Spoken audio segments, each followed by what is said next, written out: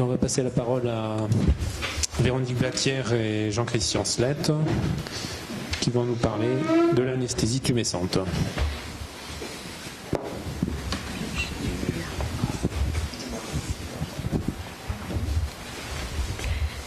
Eh bien encore merci de cette invitation dans cette académie. Moi j'ai choisi de faire un duo avec Jean-Christian Slett qui est l'anesthésiste avec qui j'opère très souvent à la Polyclinique Saint-Roch. Et nous avons pensé vous parler des tumeurs cutanées de grande taille chez le sujet âgé et la place de l'anesthésie locale tumescente. Ces tumeurs cutanées de grande taille chez le sujet âgé, c'est une réalité. Une réalité, ce sont des patients que j'ai été amenée à prendre en charge. C'est pas une réalité quotidienne, mais quasi hebdomadaire. Les gens tardent à consulter. Quelquefois, les généralistes aussi n'orientent pas les patients en pensant que l'âge est une contre-indication et que, bien entendu, l'anesthésie générale serait nocive pour ces patients. Voici encore un autre cas avec un nodule et donc en phase de croissance. Le dubreuil est là et donc en fait l'exérèse doit être environ de cette taille-là. Là, ce patient était déjà avec des métastases en transit cutané, c'était un nodulaire d'emblée. Et ce patient m'avait été confié par le service de gériatrie et il avait un carcinome basocellulaire térébrant. Vous voyez la limite du muscle, c'est dans le dos. Et ce patient gémissait toute la journée, on n'arrivait pas à le calmer.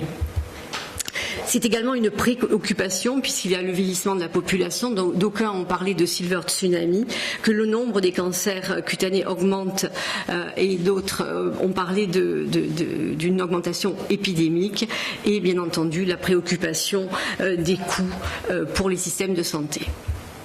Cette prise en charge des tumeurs cutanées des sujets âgés est une problématique et en fait ce qu'on veut c'est améliorer l'espérance de vie active, c'est-à-dire le nombre d'années à vivre dans un état de non-dépendance et avec une bonne qualité de vie.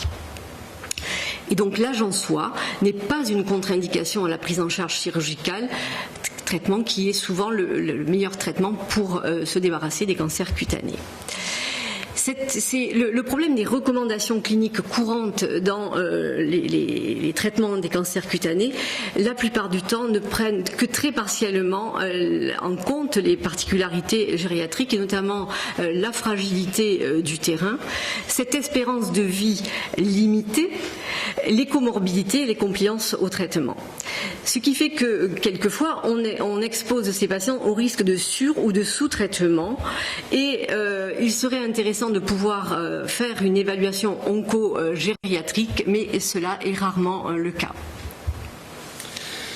Donc là maintenant arrive l'anesthésiste et on va lui poser la question, qu'est-ce que tu peux faire pour cette personne? Effectivement, c'est parfois un challenge parce que bien souvent ce sont des gens qui sont spécialement fragiles, donc il faut essayer de faire la part des choses entre le bénéfice et le risque qu'on peut présenter.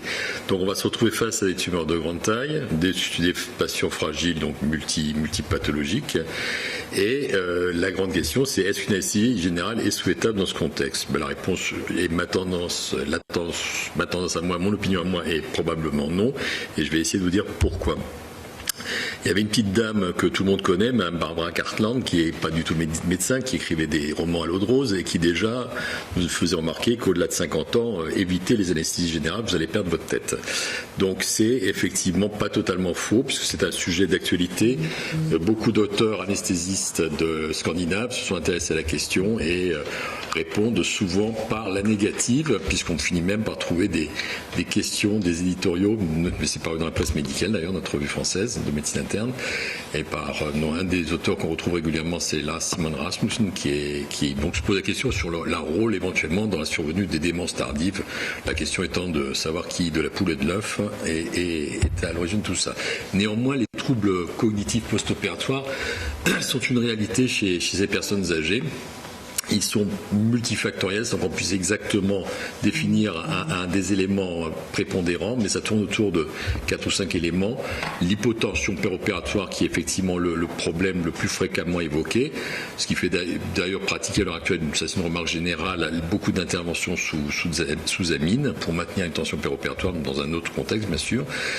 Le problème des troubles cognitifs antérieurs, qui est aussi un facteur favorisant, l'hypothermie pour les interventions longues, et la profondeur excessive de l'anesthésie, en sachant que on ne sait pas trop ce que ça veut dire, mais on se rend compte maintenant dans beaucoup d'études que les anomalies EEG chez la personne âgée, aux posologies identiques, il y a des anomalies à l'ECG qui sont assez, l'EEG pardon, qui sont réellement importantes. Donc, une chose aussi qui était étonnante, c'est que les risques cognitifs post-opératoires sont également présents pour les actes mineurs. Donc voilà, donc même les actes mineurs peuvent être à l'origine de troubles cognitifs post-opératoires, mais sembleraient être réduits pour les hospitalisations de courte durée, ce qui en fait un argument pour justement réaliser le maximum de choses en ambulatoire ou des hospitalisations très courtes en tout cas chez ces personnes. Donc l'idée, c'est de favoriser les solutions alternatives à l'anesthésie générale. Donc il y a trois possibilités dans ce registre. Vous les avez là, l'anesthésie loco-régionale, l'anesthésie locale et l'anesthésie locale tumescente. Ça va être le troisième sujet qui va nous intéresser dans un petit moment. Donc bien sûr, on a parlé de sédation associée qui rend les choses confortables pour le patient et pour l'opérateur. Donc l'anesthésie loco-régionale, Patrick nous en a parlé tout à l'heure. Lui, il pratique les blocs superficiels. Nous, il nous arrive de pratiquer les blocs profonds, donc au niveau des troncs du 5-2, 5-3. Mais bon, avec l'aide de l'échographie, avec l'aide des neurostimulateurs, etc. Néanmoins, les succès ne sont pas toujours au rendez-vous, c'est pas du 100%. Et en plus, ça pose le problème principal, c'est qu'avec ces techniques-là, on n'a absolument pas de vasoconstriction locale. Et parfois, les tumeurs au niveau de la face correspondent à plusieurs territoires. Donc, on peut être embarrassé aussi pour avoir une anesthésie totale correcte de la surface à opérer. Donc là, on a un exemple. Bien, cet exemple, c'était une patiente que nous avions opérée il y a des années. Elle voulait être débarrassée de sa tache noire. Elle avait 94 ans à l'époque. Et nous ne pratiquions pas l'anesthésie locale tumescente à l'époque. Et donc, sous sédation, avec les blocs de la face, avec de l'anesthésie locale, on était arrivé donc à retirer, j'ai retiré la tumeur dans son entier. Et vous voyez quand même que, bien entendu, c'est un petit peu hémorragique. Et la reconstruction avait été effectuée par 3 greffes de peau totale en unité esthétique de la face. Et voici cette photo que j'aime beaucoup, puisque c'était le dermatologue qui m'avait confié cette patiente chez elle dans les Pyrénées, et avec certes un ectropion, mais elle avait pu regagner chez elle et vivre donc dans de bonnes conditions. Donc, de manière plus classique, l'anesthésie locale, bon, c'est une option bien sûr, mais elle a ses limites. Donc, je vous rappelle que c'est la vision, on va dire, classique du manuel d'anesthésie et du Vidal et autres documents réglementaires. La lidocaïne, on va prendre l'exemple simple de cette molécule standard. La posologie maximale, c'est 4 mg kg dans sa forme non adrénalinée et 7 mg kg dans sa forme adrénalinée. Ce qui nous donne, par exemple, pour une personne, un adulte de 70 kg, les 28 ml ou 49 ml selon le cas, ce qui fait quand même des volumes pas très très importants quand on doit faire l'exercice de très grande surface. Donc là, c'est un facteur limitant en fait. Après, il y a les risques toxiques qui sont toujours évoqués quand on dépasse ces posologies. Et je vous rappelle que c'est l'importance pour la discussion ultérieure que les signes toxiques commencent à apparaître vers 3-4 microgrammes par millilitre en dosage plasmatique. Donc c'est des toxicités qui sont neurologiques et puis cardiaques. Et il ne faut pas oublier qu'on se retrouve dans un contexte particulier qui est la gériatrie où les émonctoires sont altérés et les gens sont de petits poids. Donc si on se limite au problème de posologie par poids, on a vite fait de se retrouver gêné pour les quantités. Donc Qu'est-ce qu'on fait maintenant? On a des tumeurs de grande taille, les patients sont fragiles, on l'a admis, et l'anesthésie générale n'est pas souhaitable. Bon, ben voilà, on va arriver dans le sujet. Cette fameuse anesthésie locale tumescente. Qu'est-ce que c'est? En fait, c'est une technique qui est très vieille en réalité, mais qui a été redécouverte par Jeffrey Klein, qui est un dermatologue de Californie, dans les années 80, dans un contexte assez amusant, parce c'est les dermatologues qui faisaient la lipoaspiration, ils étaient un petit peu en conflit avec les plasticiens, qui voulaient les empêcher de pratiquer la chirurgie au cabinet, et en particulier la lipoaspiration. Donc ce monsieur est pharmacologue de surcroît, et il s'est dit, bon ben voilà, on va reprendre des vieux travaux, des vieilles expériences, notamment des techniques qui étaient russes dans les années 1900, tout début 1900.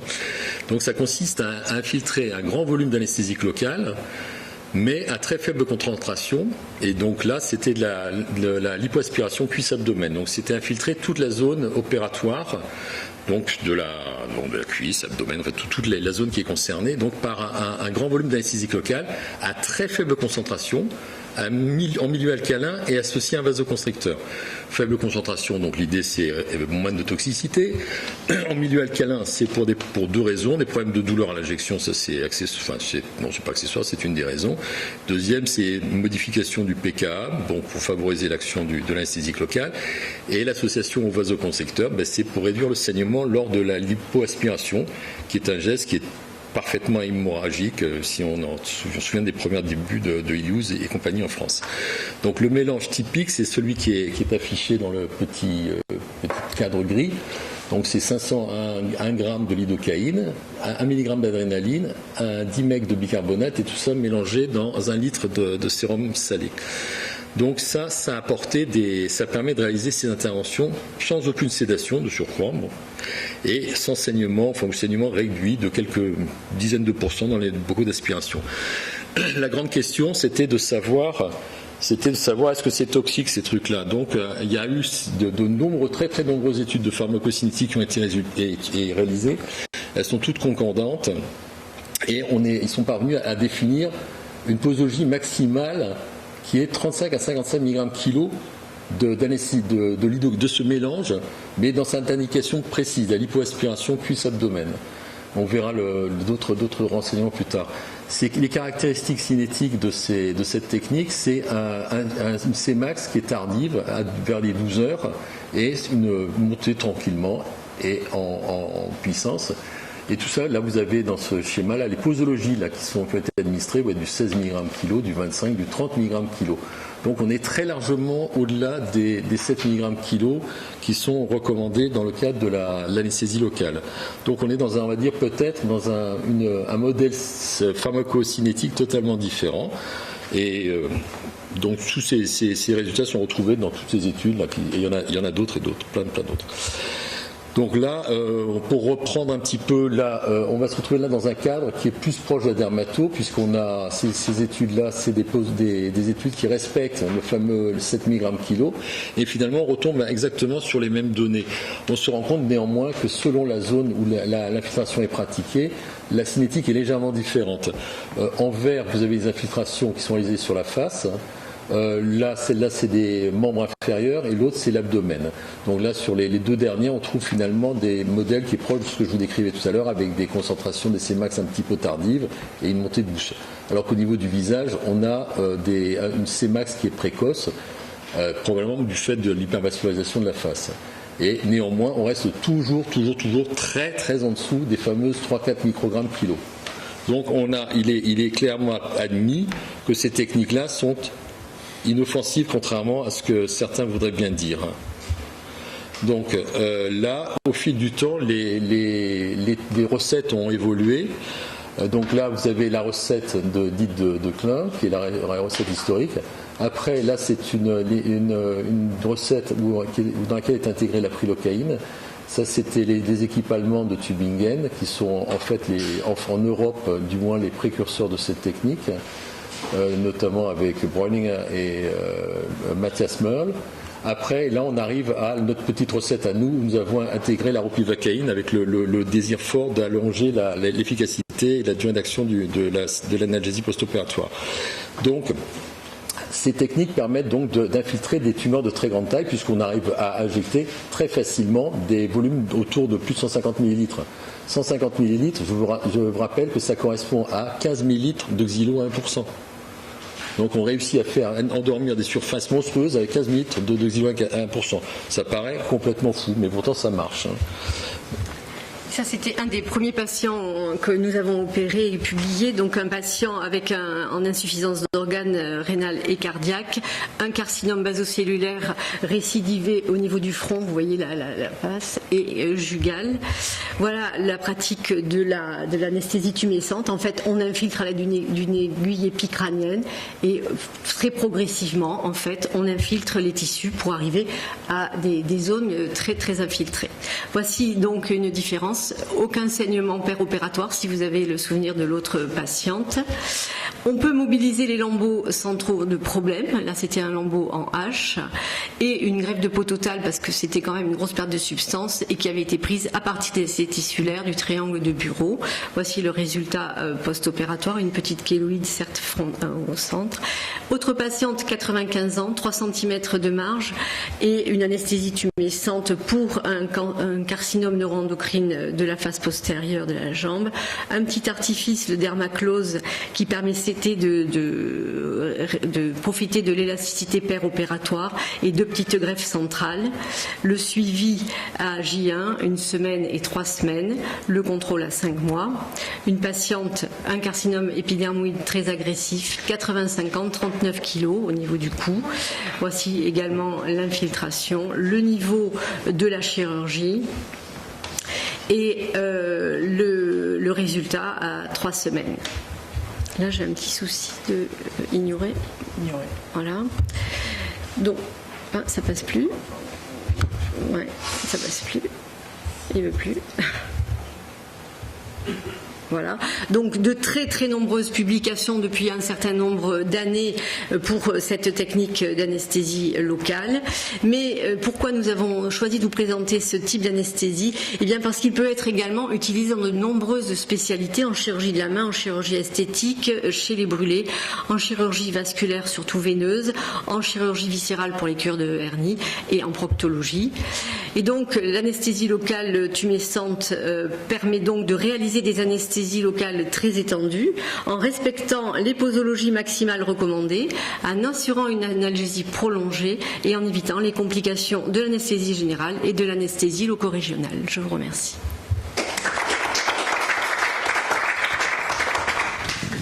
Oui, j'ai oublié de vous dire tumescente parce qu'en fait le volume injecté crée une tumescence. Voilà. Est-ce que vous avez des questions? Oui, est-ce que sur le plan de l'anatomopathologie, ça ne crée pas des... Non, pas du tout. Sur le plan des lésions néoplasiques d'artifice Et alors j'ai une autre question, mais qui intéresse aussi la première présentation, c'est la formation. Parce qu'il faut, c'est des lésions qui sont très étendues, qui vont demander de savoir faire des lambeaux, donc c'est quand même de la technique opératoire qui est assez sophistiquée. Est-ce que votre spécialité a développé des méthodes d'enseignement pour notamment dans le cadre de la nouvelle maquette des internes, pour justement ce type de... Et dans quel laboratoire? Est-ce qu'il y a des systèmes de simulation dans des laboratoires de formation?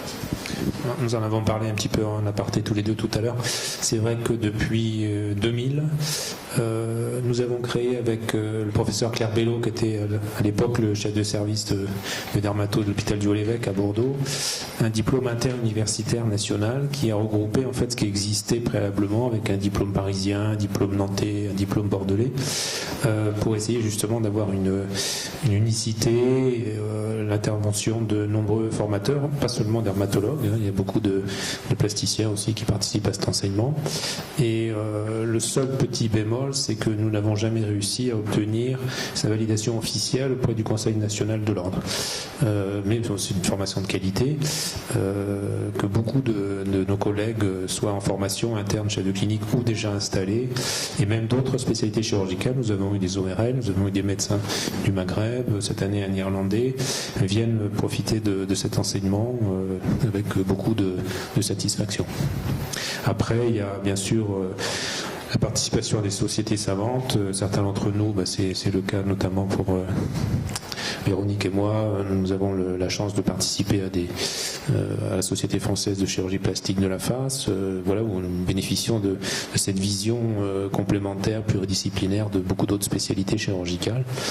Mais c'est vrai que tout ça, il y a encore des choses à développer. On a un début de reconnaissance officielle de notre activité chirurgicale depuis 2007 avec la HAS. On l'a aussi avec l'INCA, donc depuis presque 2 ans.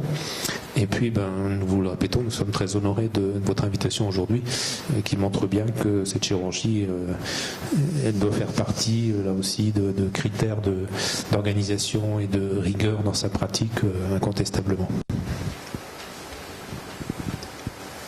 J'ai une question sur, c'est un commentaire plutôt sur la tumescence. C'est vrai qu'il y a une dizaine d'années, on a eu la chance d'avoir justement Mathias Mørle de Tübingen qui est venu nous former à la technique à Bordeaux. Moi, je suis le premier convaincu de son intérêt. La seule limite, peut-être quand même, c'est l'infrastructure avec c'est chronophage quand même. Et puis, donc, il faut toujours une salle à côté. C'est chronophage à l'hôpital parce qu'à l'hôpital, en CHU, c'est moi qui fais la tumescente. Et en clinique, évidemment, c'est l'équipe d'anesthésie qui fait cela dans la salle de pré-anesthésie parce qu'il y a une dynamique qu'on n'a pas dans le CHU. Donc ça c'est vrai. Mais... Et pour militer, pour prouver que c'est vraiment une technique qui est facile, même on peut préparer 3-4 patients d'avance. Puisque l'anesthésie est durablement installée. Oui, ce que je voulais dire, c'est ça, il faut des salles à côté. Donc une salle de pré-anesthésie, c'est tout à fait faisable. C'est sans aller arriver jusqu'à ce qui se fait à Tübingen, ils ont un bloc entier qui est dédié à ça. On peut très facilement le mettre en place et la réalisation est finalement pas si longue que ça. Surtout que Mathias nous avait montré la tumescence avec un appareil automatisé. Ah oui. Voilà. Donc ça c'est le must, quoi. Voilà, bon, ça c'était un petit gadget, un gadget, oui et non.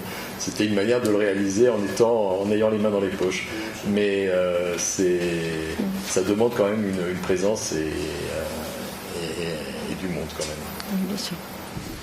Justement sur un plan médico-légal, est-ce que cette réalisation en pré-opératoire doit être faite forcément dans les textes par une infirmière anesthésiste? Est-ce que ça peut être non? C'est le médecin, c'est soit le chirurgien, soit l'anesthésiste qui injecte. Oui. Après on peut travailler, il y a des professions qui peuvent travailler en délégation de tâches.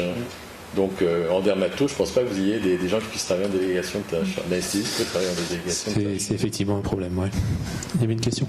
Oui, merci pour cette excellente communication. D'abord en duo, c'est important de voir que là aussi... Pardon, chère madame ? Il y a la parité, exactement, d'une part, mais c'est pas tant ça. La parité, c'est la parité du couple diabolique entre le chirurgien, qu'il soit dermatologue et autres, et l'anesthésiste. Là, je vois que c'est quand même très très important.